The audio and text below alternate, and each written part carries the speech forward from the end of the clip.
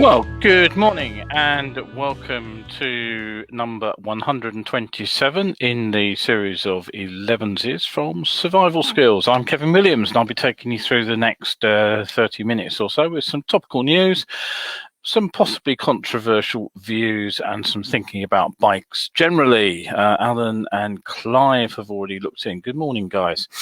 What have we got for you today on this fairly chilly but very, very bright and sunny morning here in London? Well, we are going to tell you about some DVLA industrial action that will hold up paperwork. Triumph are taking the new Trident on tour. North Wales are having their annual Easter campaign to reduce bike deaths. From France, I'll tell you about yet another connected helmet. Cycling UK, I put GB, but it should be Cycling UK's Iron Fist in the velvet glove when it comes to their approach to motorcycling and cycling together. Training schools, are we all thinking inside the box? Could we be looking outside it? And I've got an Easter bunny photo as well for a wheelie caption competition, which I think really is a bit of an outdated stereotype and we ought to be moving on past. So settle yourselves down and we'll carry on with the show. First things to say, if I'm more incoherent than usual, I apologise, but it was because I spent most of the night sitting up at a wedding in New Zealand via Zoom. Wonderful thing, Zoom, but it does knacker you when the wedding is 12 hours out of synchrony with your own daytime. Now, first of all, some good news. I am back on the road again. The training has kicked off. The first course was run yesterday, actually. First one since November, early November, of course. I took Yamini out yesterday for a riding refresher. The rationale behind that course was a broken wrist, actually. She fell and broke her wrist and it impacted on her riding. And it's been a long time that she's been off the bike, 2 years actually. So we took our very mixed route out of London, suburban roads around Greenford, a stretch of the fast A40 onto the M40. And I gave her a clean bill of health on those. And then we did some riding around some twisty roads, which was where she had lost her cornering confidence. So it was a good day out generally. I talked a little bit more about that on the website, but one slight technical hitch. It's always the technology that lets things down, isn't it? And in this case, it was the camera. Now, normally the camera sits in a little case on the bike. I've got it here actually. If I can get it on screen, there it is. And what you'll see, it's got a sort of flap at the back and it's got a ring of sealant, a sort of silicone ring around the back, which seals the camera in. Unfortunately, I'd spent lockdown doing various cleaning tasks, and one of the things I had cleaned was the camera. And I'd also put a little bit of extra sealant around the seal because on one of the runs at the end of last year, a bit of moisture actually got into the case and it fogged the camera up. Well, obviously I did far too good a job, because what I did was popped the camera in the case in the house when it was nice and warm, left it in there for overnight, took it out, stuck it on the bike, and unbeknownst to me until I got home, the camera had fogged up for the entire 150 minutes or so that we were out on the road. So bit of a disappointment, but she wants to book another session with me, so that's great, and hopefully this time I will get some usable video footage, something a little bit more clear to see than that in the screen there. Nick and Sue have also looked in. Good morning to you, good folk. Okay, so on to the first story then. The DVLA are being disrupted by some industrial action. This is due to kick off on Tuesday the 6th, when everybody goes back to work after the Easter break, and the strike will last till Friday the 9th, and it will directly affect the DVLA services. Now, why is this happening? Well, basically, the staff at the Swansea offices have backed strike because hundreds of employees contracted the coronavirus. And the move follows a successful industrial action ballot. more than 600 cases on the site since September, and the outbreaks were actually the worst at any UK workplace. 352 cases were reported in 4 months at one site alone, and a total of more than 500 were recorded at DVLA sites around the city. The union says that more than 6,000 people normally work at the site, and over 2,000 have still been going into the office every day, and that was at the peak of the outbreak. So the Public and Commercial Services Union said that the agency's management has failed to keep employees safe and demanded that changes were implemented to protect staff, or they would take strike action. Alongside the strike action, the PCS is also invoking an overtime ban and a work to rule, which will start on 10th of April too. PCS General Secretary Mark Vodka says DVLA management need to stop playing fast and loose with the safety of their own workers because the stakes are too high. PCS members are prepared to take unprecedented strike action, and that shows just how badly DVLA management have failed in their responsibility to keep staff safe. Taking strike action is a last resort, but if management continues to so flagrantly disregard workers' safety, we will be left with no other choice. The DVLA's response was to claim that the organisation have followed and implemented Welsh Government guidance at every single point throughout the pandemic, having consistently worked with Public Health Wales, Environmental Health and Swansea Bay Health Board to introduce a wide range of safety measures. They also point out that, conveniently for them, I suppose, that was then, this is now. And they state that currently cases of COVID-19 among DVLA staff remain low.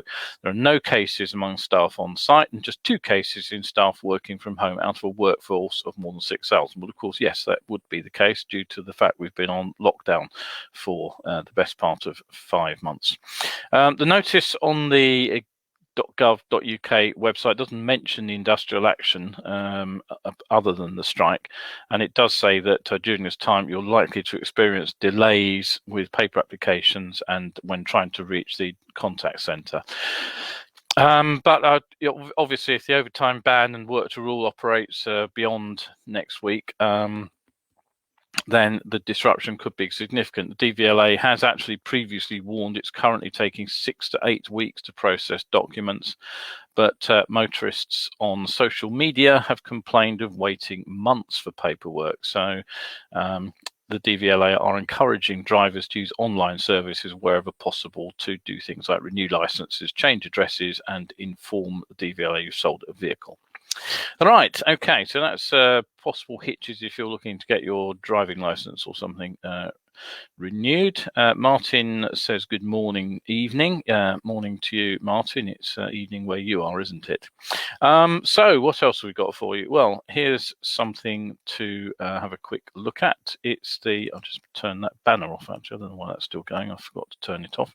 If you have a look at the comment stream, you will find the address for the Triumph Motorcycles Trident Tour.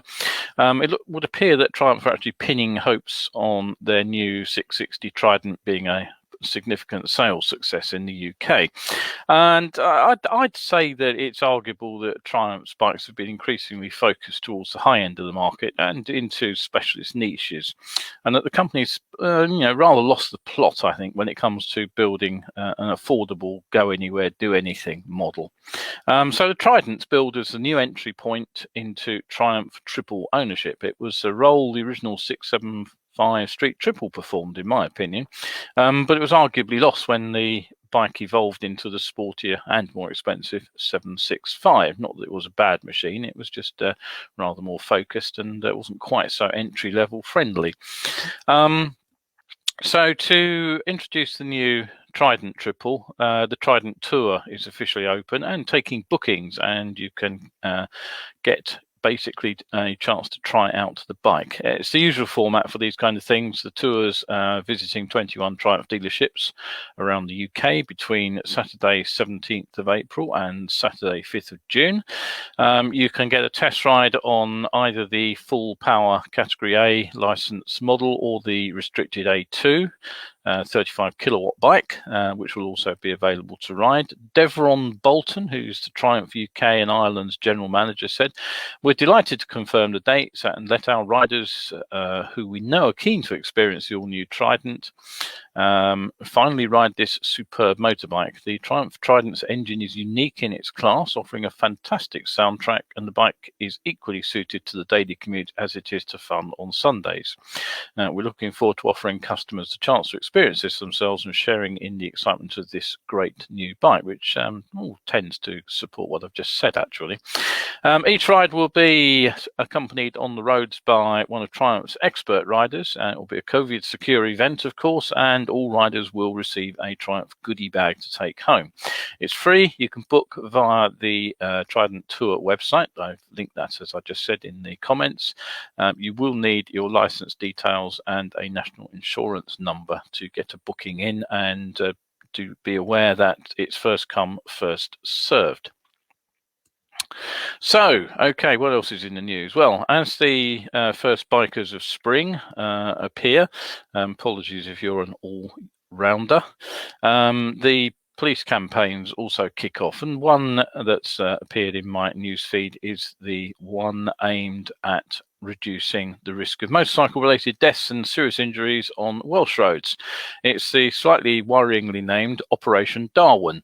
That's Darwin, W-E-N, not Darwin, W-I-N, which it's easy to mistake. Basically, it's aimed at promoting rider safety, of course, and it will see high visibility patrols being carried out on key routes which have been identified as risk areas, as well as engaging with riders at popular meeting spots.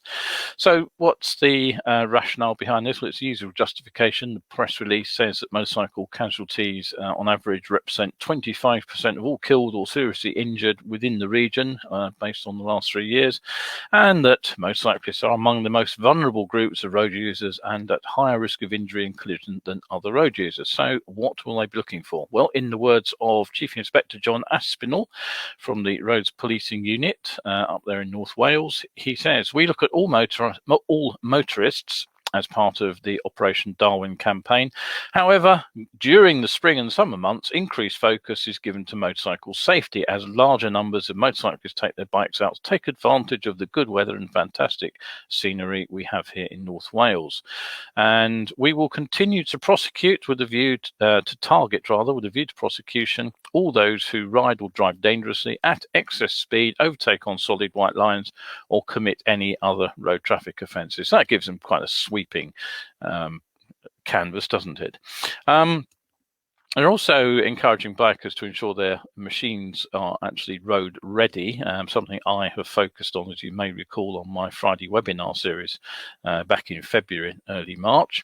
And this is basically paying particular attention to tyres and brakes, and officers will apparently be checking for worn or underinflated tyres. And they say this is because it's one of the commonest themes they pick up during collision investigations. And they also say, of course, that it's easily prevented by riders doing basic checks. Something I wouldn't disagree with, the latter part anyway.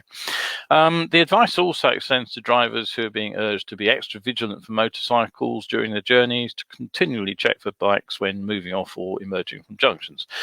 Yes, okay, we kind of do that, don't we, all the time? That's always the advice. One piece of bite-sized advice I did like, though, was to ensure that drivers are giving motorcycles sufficient room when they're behind bikers. And I have to say that following far too close is something that many drivers are very bad at. Even if motorcyclists do it to car drivers, it doesn't mean that they should return the favour.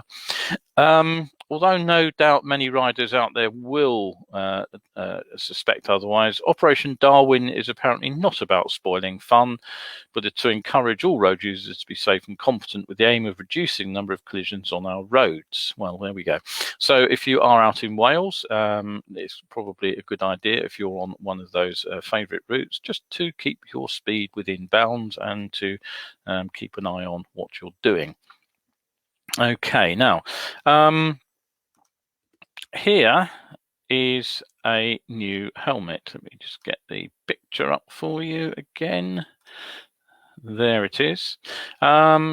It's Developed by a French startup company, KSH, Cosmos Smart Helmets, and it's designed to be not just safe, but smart too. And the helmet's been shown off at major trade fairs in Las Vegas and Paris, and for the last 6 months, there's been a crowdfunding campaign going on via the Kiss Bank platform, which I have to admit I've never heard of, and they are planning to raise enough money to run their first production batch.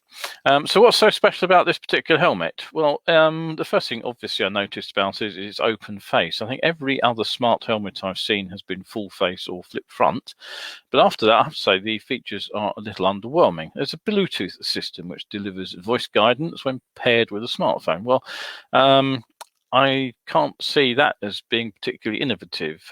So what about the patented technology that detects falls by using 3 spatial axes?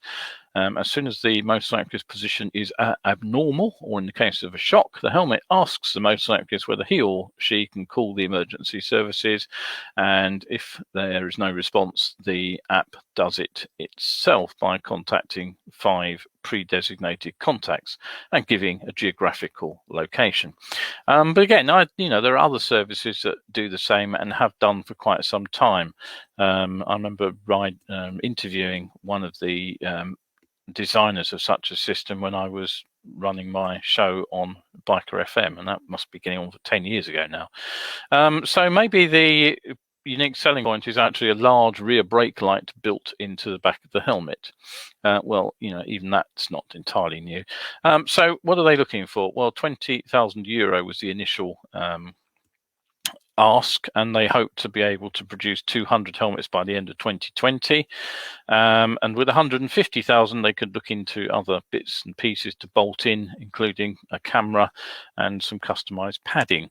They were looking for between €600 and €1,200 a helmet, which seems rather a lot to me based on the function range.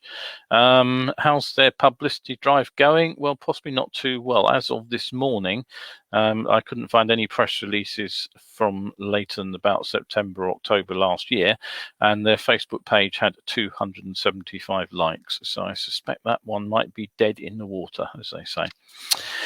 Right, don't forget, if you want to catch up with Elevenses, you can do so via Facebook here, or you can head over to my YouTube channel. Don't forget that all important UK on the end of survival skills you can watch over there. The Wednesdays and Sundays at 11 is the timing for the show, so let's hopefully see you next time out on Wednesday. Paul Varnsry has also looked in. Morning, Paul. Good to see you again. So, right, okay, what else to say then? Well,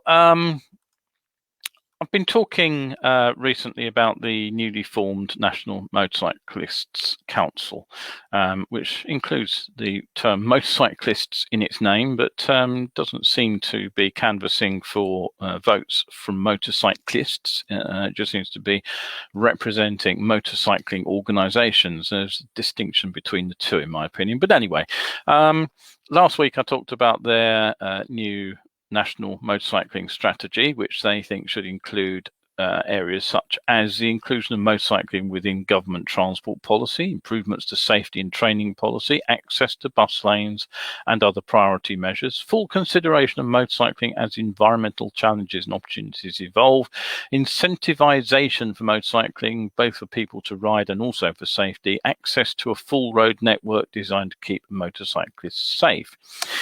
Now, the interesting thing is, of course, that if you keep an eye on the cycling lobby, you will see immediately that many of those elements are in direct conflict with the non-powered two-rider community. Personally, having ridden both, I've always believed that the differences between a bicycle and a powered two-wheeler are far less significant than the areas they hold in common. But sadly, Cycling UK doesn't seem to see it that way. Now, as far as I know, their briefing paper on motorcycling, which dates from January 2015, is still current. And with the COVID crisis and the focus on opening up cycle lanes on roads at the expense of motorised traffic, which went on in many cities, particularly here in London London. It's important to be aware, I think, of just how the UK's most influential transport organisations see motorcycles generally.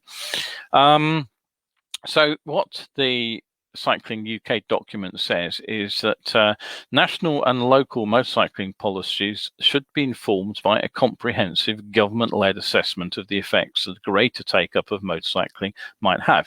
Now, notice it's government-led. Obviously, what the National Motorcyclist Council is looking for is something where they lead and government follows their advice. So what we see here from the cycling lobby is actually something of a velvet glove initially. It starts by saying that vulnerable road users, cyclists and motorcyclists actually share a lot of common ground. Yep, fair enough, I'd agree with that. But then out comes the iron fist. Whilst the authors support policies to improve motorcyclist safety, good, thank you very much, that's very kind of you. Given the need to restrain motor traffic in general, we do not support actions intended to increase the use of motorcycles or actions that might have this effect. And they go on to say that Cycling UK is concerned that cyclists and pedestrians are more at risk from motorcycles than they are from cars. I'd actually like to see evidence for that. I'll have to go and dig out some crash figures, I guess. They also therefore object to moves to allow motorcycles to share cycle facilities such as advanced stop lines at junctions.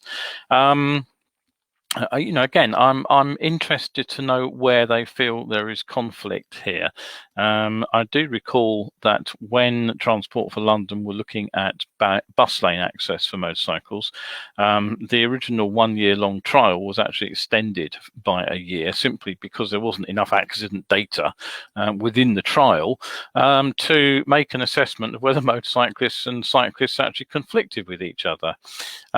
So yes, there are collisions between cyclists and motorcycles in bus lanes for sure, and there is likely to be some conflicts at advanced stop lines, but is it a real issue? So basically the assessment should look at the impact on safety, actual and perceived. Now that's an interesting one, isn't it? Because perceived, that means it's personal viewpoints, it means it's prejudices involved, it means it doesn't actually mean facts, it means what we think is correct and not what really is correct.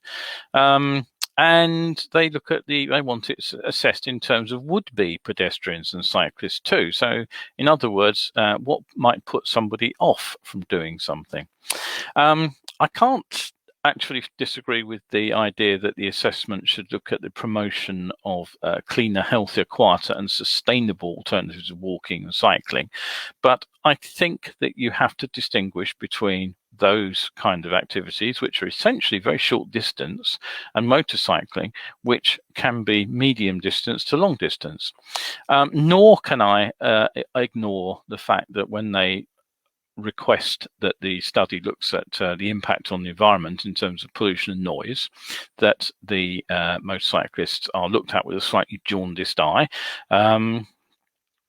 because one of the issues that I think has probably come home to roost is that the motorcycle industry generally has been promoting motorcycles as clean alternative to cars, when frankly most motorcycles actually struggle to get to the fuel consumption of a small car.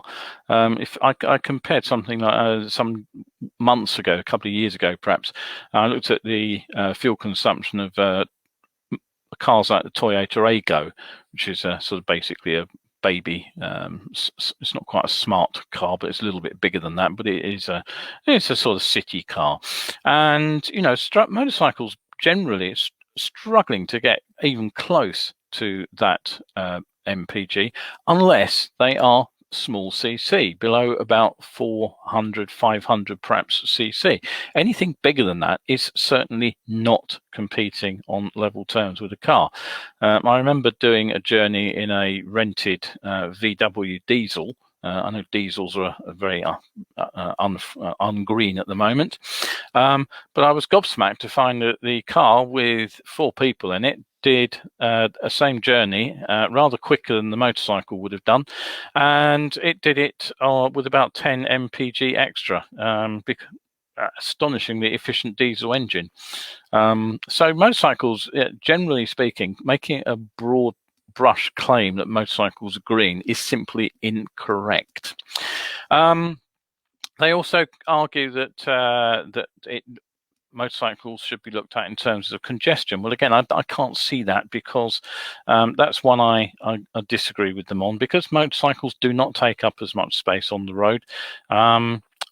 There were some figures that came out just recently, and I can't remember exactly what they were, but the throughput of motorcycles on a stretch of road is considerably higher than the throughput of cars. And it's not just because they take up less space, it's because they don't get jammed up like cars. The traffic doesn't come to a standstill.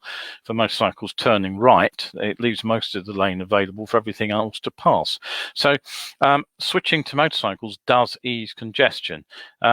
Once again, unfortunately, the motorcycle industry has sort of taken one theoretical study that was done abroad that looked at one road and basically simulated what would happen to traffic flow if more drivers switched to motorcycles, and they've used that as a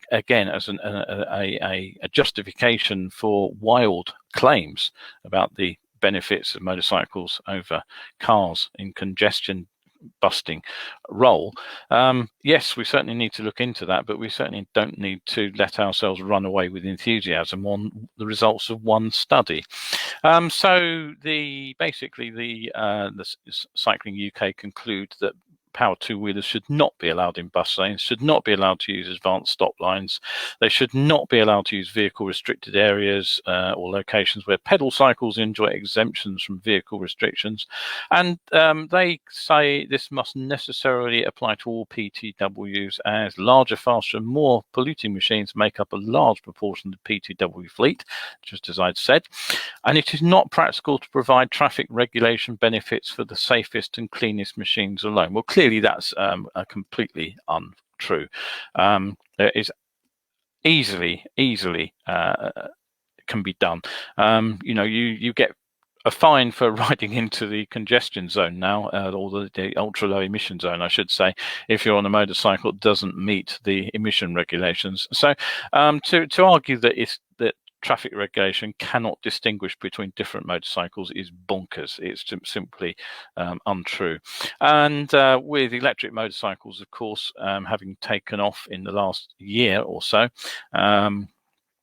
there is absolutely no reason why green electric motorcycles couldn't be allowed into specific areas.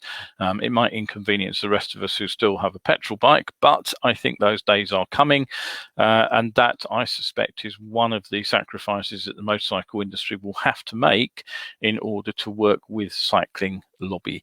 Right, okay, so that was a little rant on my part.